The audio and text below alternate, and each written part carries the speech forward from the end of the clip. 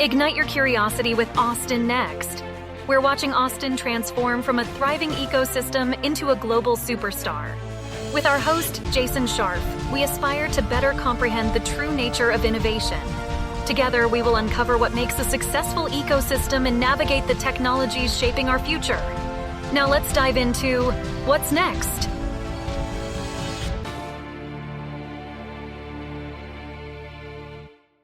Today's podcast is sponsored by Austin Private Wealth, a registered investment advisor focused on fee-only financial planning and investment management. Their mission is to serve affluent clients with personalized financial advice, fostering a trusted relationship that will endure for generations to come. Austin Private Wealth is not just about managing wealth. They're about inspiring you to embrace a future filled with possibilities and helping you architect enduring legacies. Their core values of integrity, service, caring, excellence, and growth are at the heart of everything they do. Connect with them today at austinprivatewealth.com. Austin Private Wealth is a registered investment advisor. Advisory services are only offered to clients or prospective clients where Austin Private Wealth and its representatives are properly licensed or exempt from licensure. No advice may be rendered by Austin Private Wealth unless a client service agreement is in place. Investing involves risk and possible loss of principal capital. Please seek advice from a licensed professional.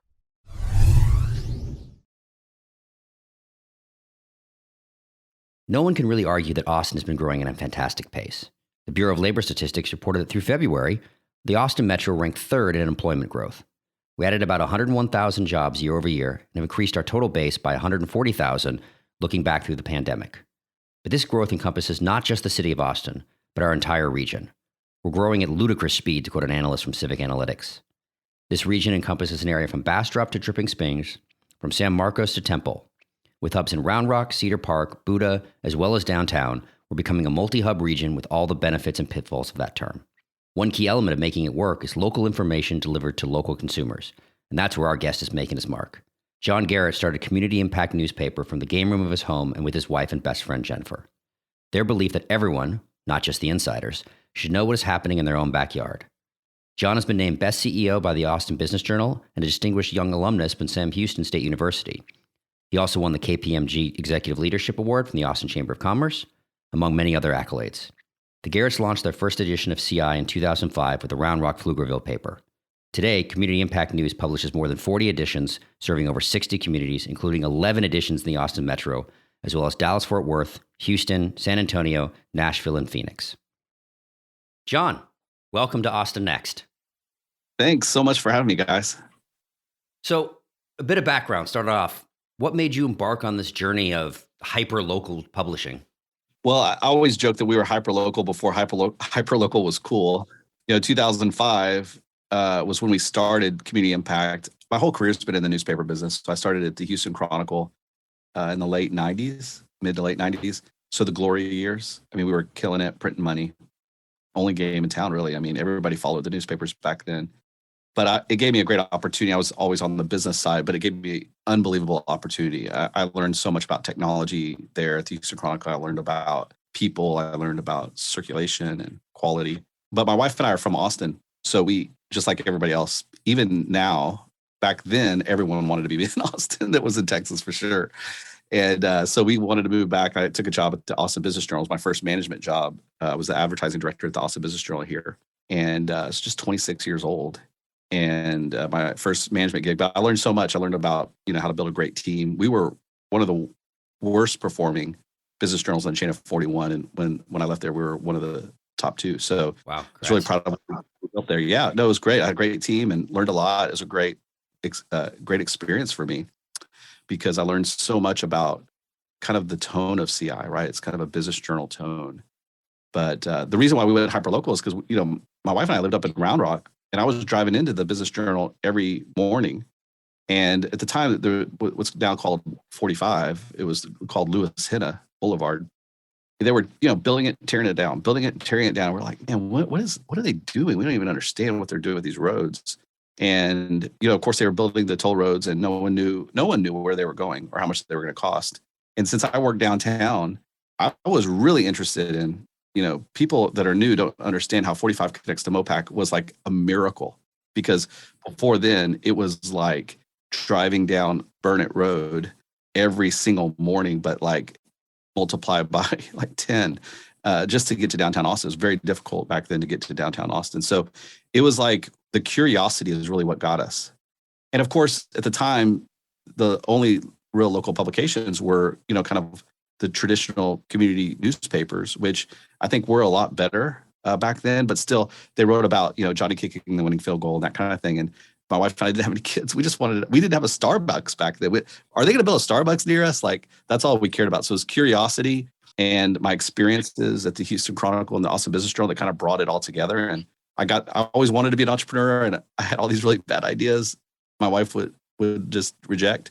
And then I came up with this idea, and she's like, "You nailed it." And so I quit, and I took $40,000 credit card loan out from Southwest Airlines, and we started CI from the game room of our house, and the rest is still being written. I guess I don't want to say history, because we're still writing our story. No, but I love it, and I love the value prop that you guys are bringing. And I think in a speech, I guess you said, it was like, as you said, the Johnny kicking the winning field goal, which didn't always provide, unless you're Johnny's parents, of course, then you were very interested in that. But I kind of joked that, like, every time we get community impact, there's at least one story that provides leads to a discussion in my house, whether it be something about the school district or the housing prices or whatever. So I've always really enjoyed getting it and going through. And then obviously, the same, obviously you came from the advertising model, and we got to go through it twice, once for the stories and once for the, okay, what is right near us that has some sort of interesting deal coming up? So it works really well. And you guys have been expanding a lot and choosing, you've got 10 different, communities in Austin. How do you choose what creates these little, hubs that you're going to cover? Yeah, great question. I mean, we've always just thought through, like, how does commerce work? How does transportation work? How do we regionalize that? Obviously, our model is also ad driven, so we're sensitive to total circulation numbers. We gotta have a model that will support our circulation through local advertising. So, like Northwest Austin, when we started that publication, that was the first one in Austin proper. We were in Round Rock, of course, and Cedar Park and those areas. But when we went to Northwest Austin, I grew up in kind of Gracie Woods area, which is kind of Palmer Metric is where I grew up. And I always felt like Northwest Austin was really like the local papers didn't really give it enough coverage, the local business community in particular.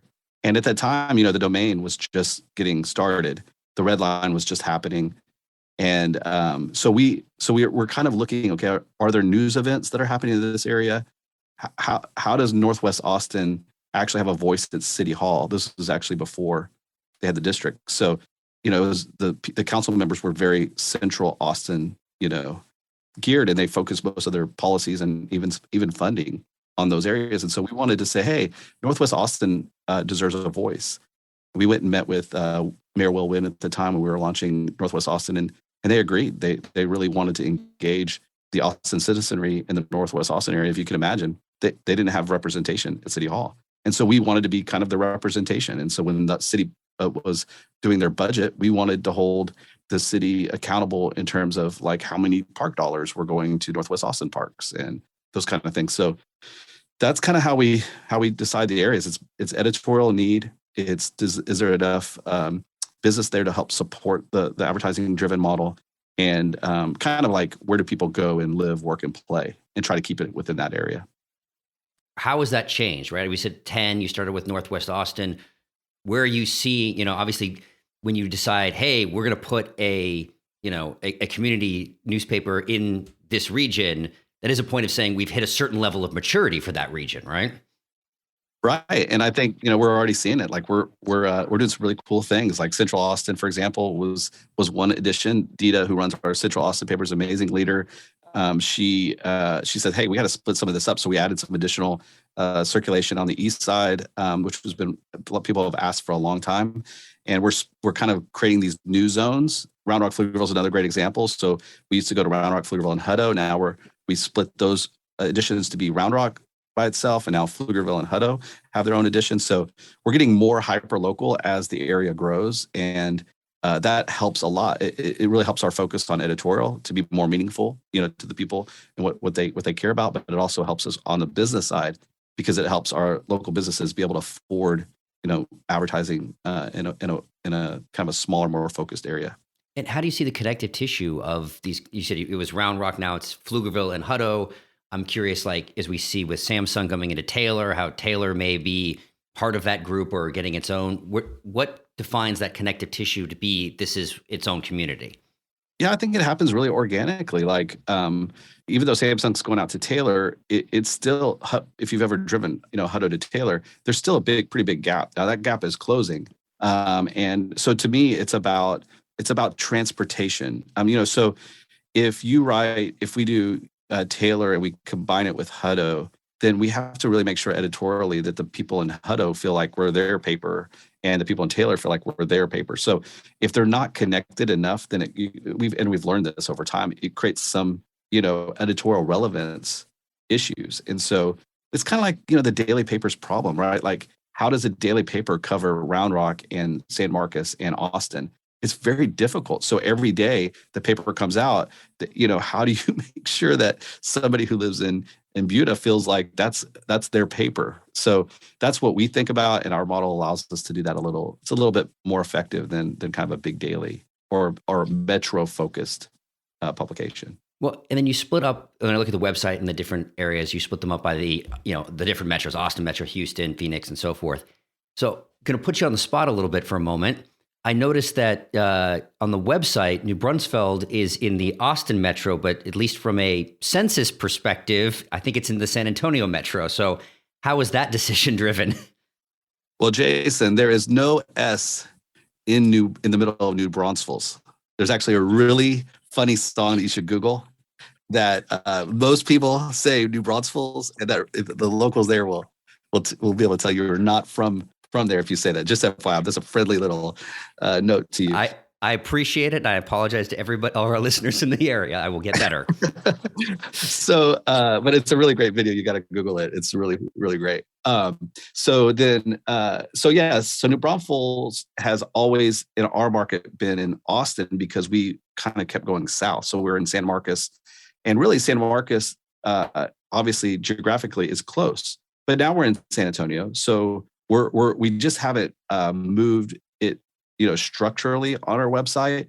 But I think, as we talk a little bit about regionalism, I have some opinions on kind of what I'm seeing. Those are old kind of TV markets, right? With New Braunfels being in the San Antonio TV market, it's real, like it's very real. But there's also some interesting things that I'm wondering, and I'm curious about that. How regionalism is going to play out long term that may be a little bit different than what we even thought, 5 years ago. Well, I'd love to dive in a tiny bit now. I mean, at least talking about Austin and San Antonio, as you said, you're moving south and kind of really that. How are you seeing the dynamic of those two metros, and are they really two metros at this point? Yeah, I mean, 10 years ago, I'm sorry, time flies, more than 15 years ago, we used to, at the Business Journal, do Austin, San Antonio corridor summits. Hey, when is Austin and San Antonio going to connect? That was over 15 years ago. And if you drive the area now, there's still a lot of gap between New Braunfels and the MetroCon area of San Antonio, Schertz, Selma, that kind of area. And New Braunfels itself, there's really strong leadership at the city level, all across that city. And I kind of, I'm curious as time goes on, how those areas kind of combine. I don't think it's going to be like what we thought. Like, I think back, 20 years ago, we thought it was going to be like a DFW Metroplex or something like that. I could be wrong. I'm curious, but what I see that's happening is more of a kind of a San Marcos, New Braunfels, MetroCon combined, and San Antonio and Austin kind of being on their own, kind of like a Williamson County up north, right? Hayes County and Comal counties, like, how are they going to kind of form? It's going to be really fun to watch, but I don't think it's as simple as we thought it was, 15 or 20 years ago. Oh, that's interesting. Yeah, when I've gone up to DFW, right, it's 50 cities that are all combined together, but having three distinct groups, right, Austin, San Antonio, and then the corridor in between makes for an interesting dynamic then. Yes, for sure. It's fun to think about. So Community Impact's been around for 17 years at this point. What do you feel is the most important changes you've seen over that time? Well, I think the foresight of many people If you think about 45 and 130, for example, I mean, guys, it's been about 20 years, something like that, 17, maybe 16, 17 years since those things have been open. And, if you think about the foresight of the leadership at the county levels and the city levels of those areas to do those things, 30 years ago, buy the land, plan it, like, whoo, now in today's world, we're like day to day, like, I think part of that's pandemic, like, how do we survive? Like, I kind of think one of the biggest changes that I've seen is the ability for local leadership to plan far ahead. And I think that that's probably normal for a metroplex. I don't know, or, a metro area that with our kind of growth. But I think that that's the biggest change that's happened in the last 25, 30 years. And it's going to be really hard to navigate the future without time like that or without leadership like that. I want to drill down a little bit on that because we've seen most recently around the airport. The airport plan is about a 20-year-old plan.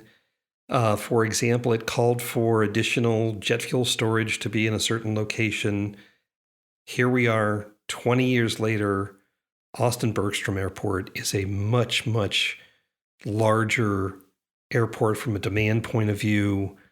The new jet fuel storage has never been built, and it may not be in the right place anymore because everything else around that storage depot has changed. And we're still looking at now another plan for the airport, another plan for jet storage. Same thing is true of Austin's master plan. Again, it's 20-something years old.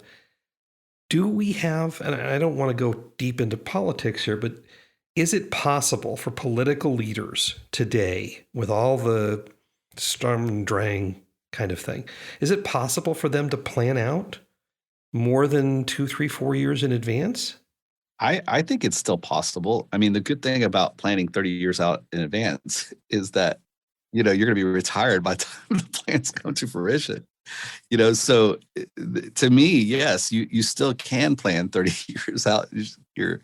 Our kids are going to have to pay for whatever our decisions we make. But if you think about it in terms of city planning, I think it's vital. And I think that that's what I think has changed. The will, right? The will of leadership to follow the plan. I mean, even, I grew up in Austin. So, even the way, I think Austin's changed a lot, but the way that the environmental groups really led, right? Regardless if you agreed with them or not.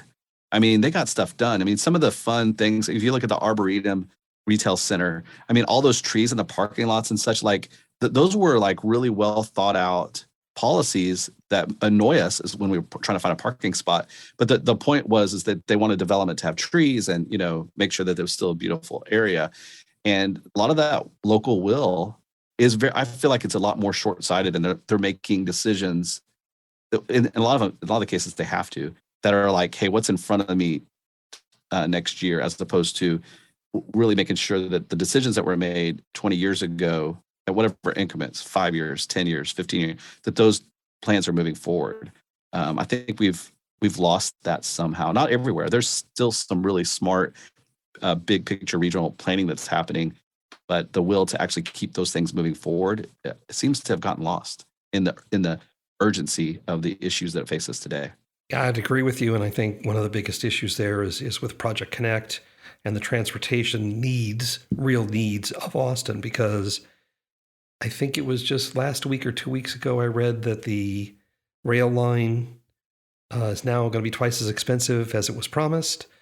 I would expect that to happen again a couple times over the next 15, 20 years. So that's an issue. It's interesting you talk about the trees in the Arboretum area. In a prior life, in my corporate life, I did a lot of travel. And I used to joke, coming out of Southern California, that if you wanted to build in California, you'd find a plot of land, you'd build, and you'd plant trees.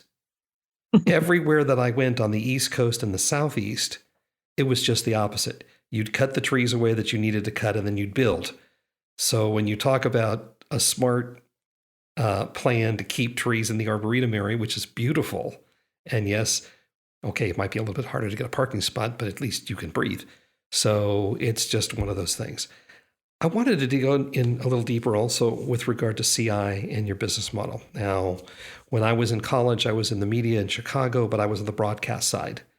And it was hard, and I don't care what size organization you had, to cover everything in a large metro area with reporters.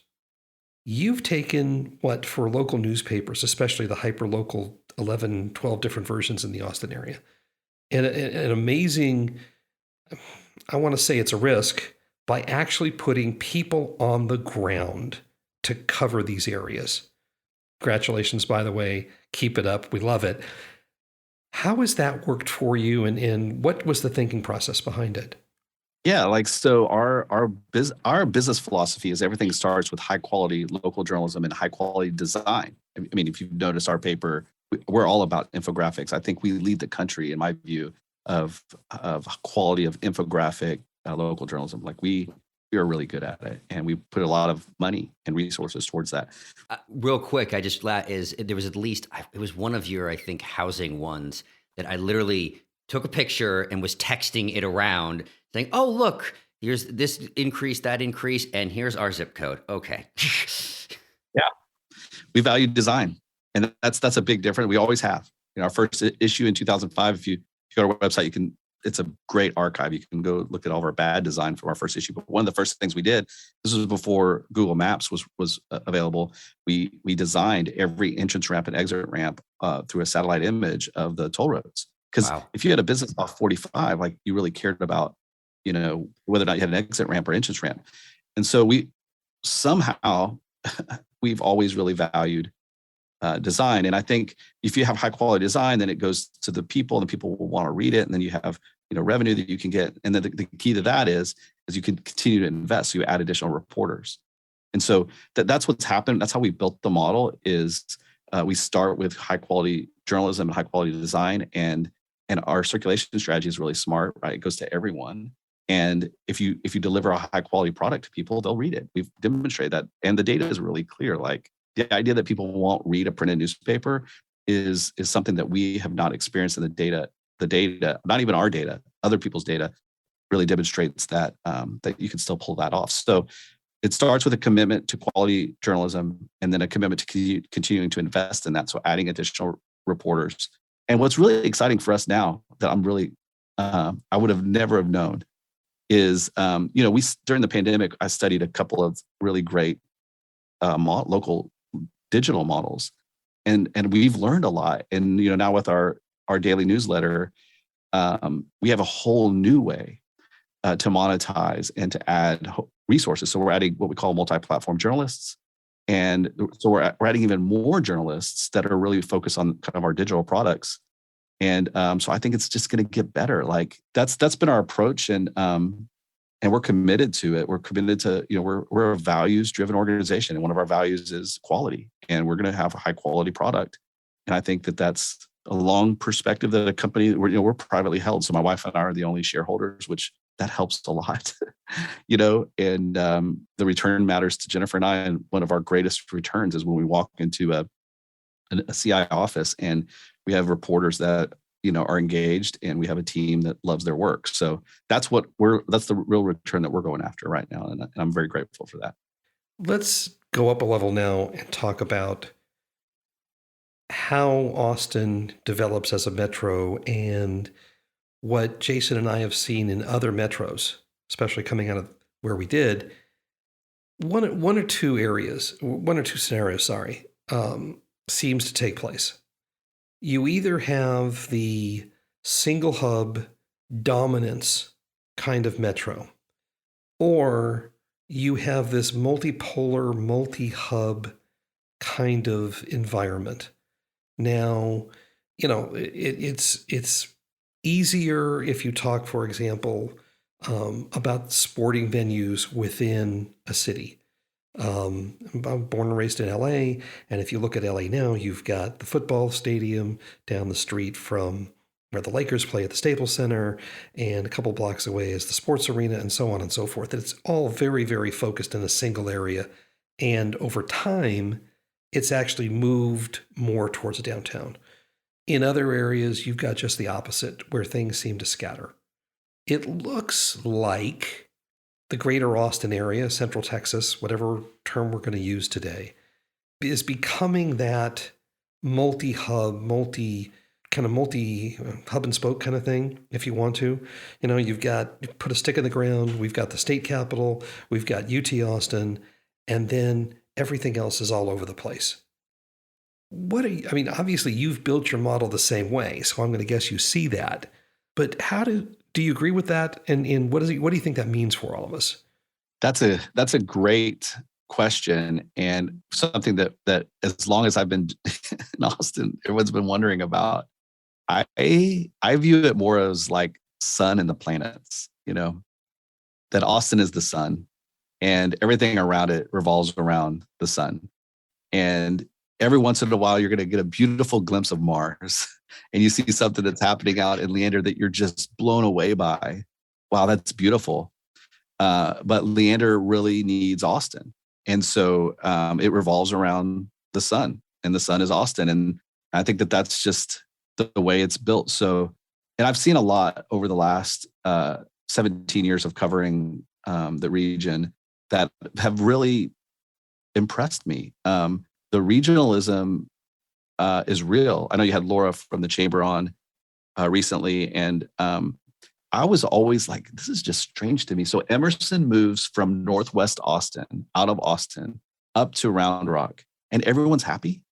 Like, that just seemed really strange, right? Like, but that's the way it truly is. Opportunity Austin in particular has always been around like the region winning.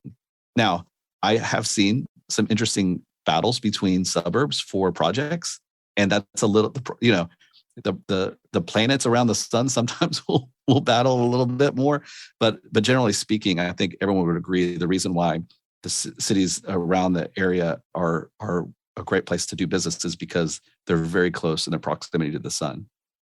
Let's take Samsung, though. There it was, using your metaphor, the sun versus one of the smaller planets, right? And in this case, Taylor won. And I think that's a very interesting dynamic, and I think it's actually a strong positive, one that obviously it didn't go to Phoenix, but having that internal competition, to say like, hey, they wanted to be in part of this region, but didn't want to be in Austin proper when it was all said and done. And does that inter-competition also help drive positive growth of, okay, so what is Austin going to change to be able to get Micron or the next, I swear it's a chip plant every day we keep hearing about. Yeah, I think that there was definitely real like competition between Austin and Taylor. But there's so many things, so many dynamics there between, water and energy and just things that even other things that we, that the three of us may not know that were happening behind the scenes that I think will make that kind of decision happen. But it doesn't happen. I don't think it happens in Taylor without Austin. I just don't think it does. Now, I could be wrong, but I don't think, and I think Taylor would agree with that. And I think that they're super proud that they were able to land that incredible project. And I think that they know that they're enough different from Austin that they can kind of boast about that. And it is going to be a little bit of a different feel for Samsung. So that's going to be interesting to see how that plays out. Yeah, anytime I see Dripping Springs in a bit of a conflict with Taylor and a bit of a conflict with Waco to the exclusion of Phoenix or Toledo or whatever, you've got a smile on my face that's from ear to ear. Yeah. It's interesting, if we look at the greater area, we've got some interesting dynamics in terms of the specific areas. I mean, obviously, a lot of people are now talking about Austin being the EV automotive capital of the country. And that's Southwest Travis County, the Gigafactory, the suppliers, and that's going to do nothing but grow. In Northwest Austin, you guys had a great story last week about the domain turning 15, and we've got Apple, we've got National Instruments, we've got Visa, we've got Meta there as well as in the CBD. And then you've got, the central business district as well. Obviously, you've got the city government, the state government, and that whole retinue that surrounds them.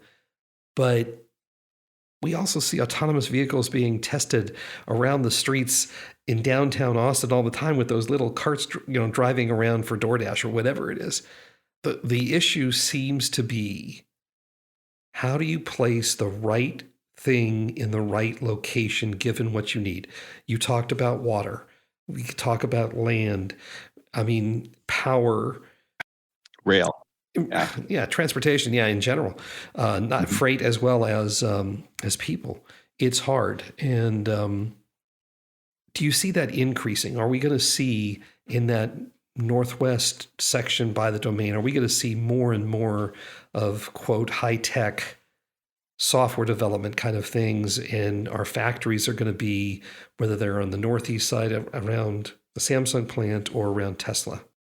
Yeah, I think naturally they're going to be around each other. Although, tech to me, Austin is still going to be the driver of all that. The office and the brain power that drives those tech companies. I think it's going to be really focused on Austin. If manufacturing, think about it, it's land, right? Like there's land and it's inexpensive. It's, and also good transportation. I mean, you do have some great transportation options around 130 that make it very attractive for Tesla and for those kind of companies. So, I think it's really more about land and transportation than anything else, than hubs. I think Tesla would love to have built in downtown Austin that factory, but it just doesn't make financial sense. So if it goes like that, that's the reason why. And I guess that ties in with recently Meta taking 33, 35 floors of the new building at 6th and Guadalupe, as well as their location in the Domain, as well as their location a little northwest of there. Is that the way that companies adapt and thrive? I don't know the specifics around what they're trying to do with those two different offices. I do know that there's a great bit of workforce in the north side, especially Williamson County. So they talked about Domain being the second downtown, also all that stuff. I've heard that a lot. That's been talked about a lot. The real advantage of the Domain is Williamson County people.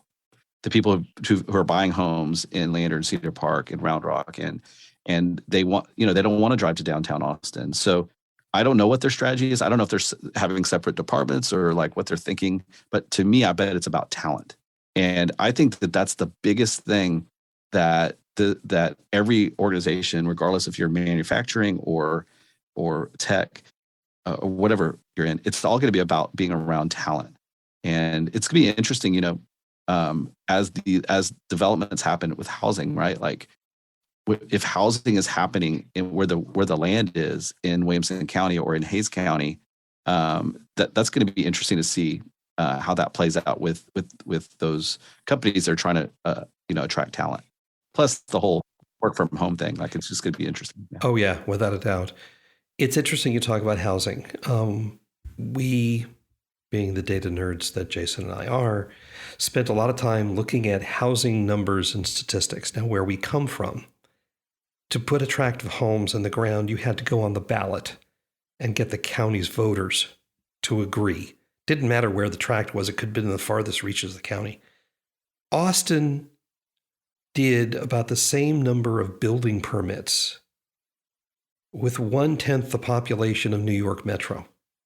So as hard as people might say it is to build here in Austin, as much as we need housing, we're not doing as bad as we could be.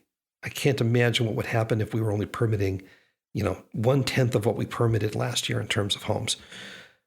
But there's only so much fill-in you can do. There's only so much greenfield left in the city limits of Austin.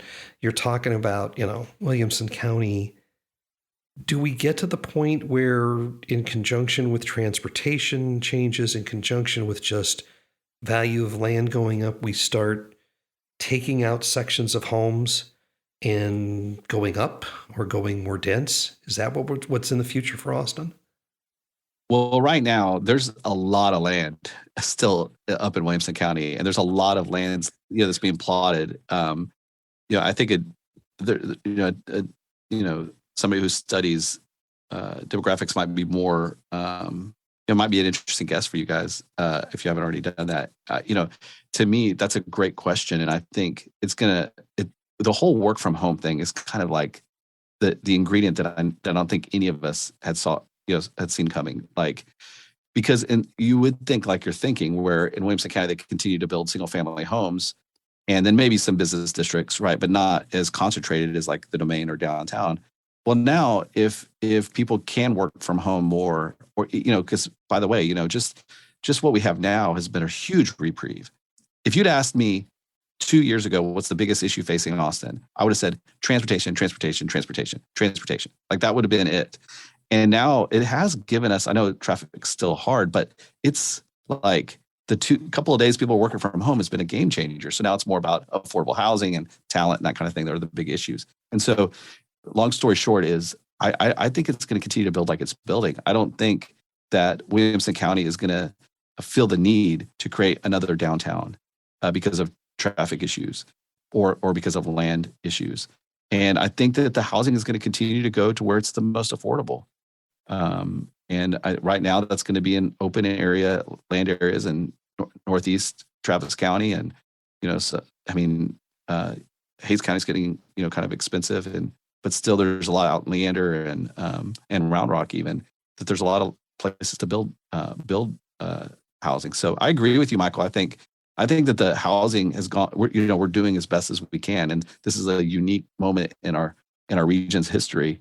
And it's hard for people to be able to afford housing right now.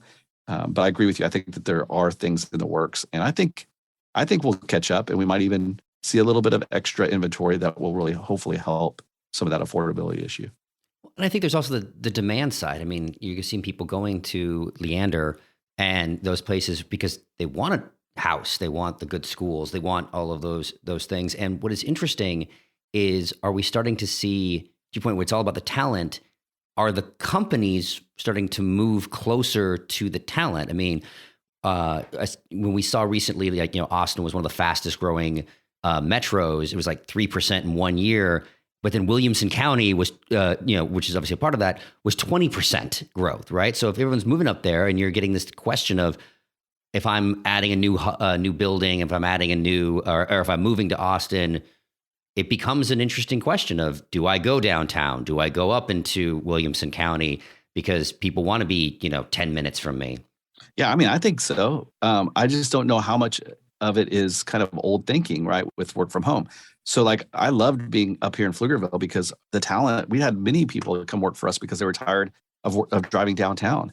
So the talent was being with the talent was a huge advantage for us as a business. And I still would plan that way if I was a business owner. I would still look to where my talent is coming and try to build close to that talent, because we still don't know the whole big impact of work from home. But that's what I would do if and that's what we're doing. So we're building a new building in Houston, for example, and we're building it out in Jersey Village in Northwest Houston, and we're going where the talent is out in that area. So and here in Austin, I would do the same thing, and I would still build up out here. Now listen, also, there's some huge advantages to these towns. Like, I was in Georgetown for the Red Poppy Fest. I mean, it's an unbelievable event. It's unbelievable. If you live in Georgetown, the downtown square is great. I know down in Dripping Springs, they had Founders Weekend. And I mean, the ability for these towns to take advantage of the close proximity to the sun, of having the beautiful Austin, everything about Austin that we all love, the great meals and all that kind of stuff. And then having your own culture around that is a huge advantage, not only for residents, but for business owners as well. So that's what I would do. If I was a business owner, I would pay really close attention. And I love the idea of building around these communities. They're great. Leander's a great community. Cedar Park's a great community. Pflugerville's a great community. So I think that's an advantage that these cities have. Yeah, and I think when we think about bringing on remote work, and I'm someone who lives in Austin, but I work remotely, so I work for a Maryland company. You think about, if you'd asked me in 2019, does geography matter? My answer would have been absolutely. If you asked me at end of 20, early 21 when we moved, I would have said not a chance.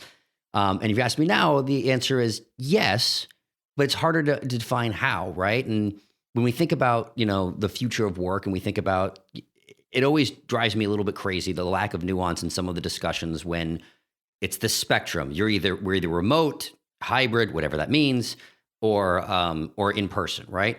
And it's like, let's take it down a level and think about it from an activity base. So we can do this podcast remotely, not a problem, an hour of our time together kind of situation. If we want to do a 6-hour strategy session, no, I don't want to do that via Zoom. That's not something we want to do. If we want to do, I know the challenge for us is, culture building and communication is much more intentional, right? Because we all are all over the country. And so it'll be interesting is, to your point about moving away from old thinking, but like, okay, if I'm going to put a location down and maybe it's closer to the talent, but what are they doing there? Are we working in collaboration spaces? How are we kind of engineering? Because if I'm working on PowerPoints and documents all day, I'm going to stay home and do that. So I have that. If we want to, engage in, group thinking, then that's a great location usage. Yeah, I agree. I think that's the future of all workforce, whether or not, there's always this generational, like, it's hilarious. Like, if you study it, the generation below us is always, they're the lazy ones and they don't know what they're doing. And the generation above us, we're smarter than them, right? Like, it's the same thing, the history of mankind. But I will say this, that I think what's really clear is that any business that wants to be successful in the next 10, 20 years, they're going to have to be thinking like you're thinking, Jason, and they're going to have to be curious about all of those things. And it can't be, hey, I want everybody to be in my office because this is how I built culture with my generation. That is not going to be successful. And I think past 10 years, if you really want to build a long-term business, you got to be thinking like you're thinking.